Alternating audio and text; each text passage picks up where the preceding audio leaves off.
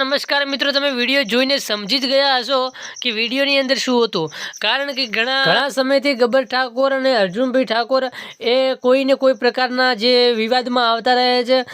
જ્યારે સમાજના હોય કે કોઈ એક્ટર કે ગીત કે ઘણા બધા એવા એમના જે ધંધાઓ છે ત્યારે એમને લઈને એ વિરુદ્ધમાં આવતા રહે છે। પરંતુ મિત્રો હાલકી વખતે એવા વિરુદ્ધમાં આવ્યા છે કે તમે વાત ના પૂછશો। અને ઘણા બધા લોકો જે ઠાકોર જ સમાજના છે એ એમનો વિરોધ કરી રહ્યા છે। અને હાલકી આ વખતે લોકો વિરોધ જ નહીં પરંતુ જાહેરાતમાં વિરોધ કરી રહ્યા છે। એવું તો ગબ્બર ઠાકોરની શું ભૂલ કરી છે અને શું કર્યું છે એ આપણે પૂરો વિડીયોની અંદર જોઈશું અને ગબ્બર ઠાકોરનું શું કહેવું છે એ પણ જાણીશું। એના પહેલાં વિડીયો પર અંત તક બનાવી દેજો, કારણ કે જો તમે વિડીયો પર બનાવી દેજો તો જ માહિતી મળશે। અને જો જોવા જઈએ તો કે સમાજના આપણા ઠાકોર સમાજના સ્નેહમિલન બાદ જ્યારે ઓગણધામમાં જ્યારે બંધારણ થયું હતું ત્યારે ગેનીબેન ઠાકોર અને આપણા સમાજના ઠાકોર સમાજના જે નેતાઓ કલાકારો તેમજ મોટા મોટા લોકો આગેવાનો છે એ હાજરમાં રહી અને આપણા ઠાકોર સમાજનું દાગીના વેસણ તેમજ ઘણા બધા એવા જે કંઈક મારા અંદાજે મુજબ 18 જેટલા જે મુદ્દાઓ છે એ ગેનીબેને ધ્યાનમાં રાખી અને એમનું જે નિયમ કર્યો હતો કે આ નિયમમાં આપણે જે કામ ના કરવું જોઈએ।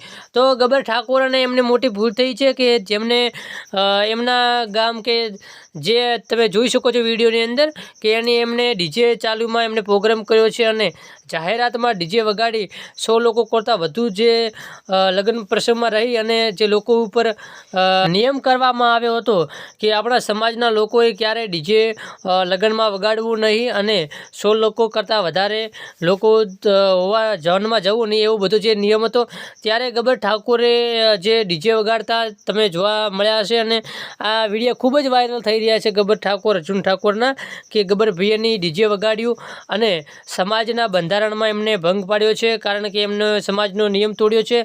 અને ઠાકોર સમાજના બધા જ જો સમાજને લગતા અને બધા જ જો સમાજનું કાર્યકર્તાઓ જે છે એ નિયમ પાળે છે, જેમ કહેવાય કે સ્વરૂપજી ઠાકોર, ગેનીબેન ઠાકોર જેવા જે મોટા નેતાઓ પણ છે એ પણ જો સમાજનું પાલન કરતા હોય તો આ લોકો કેમ નહીં।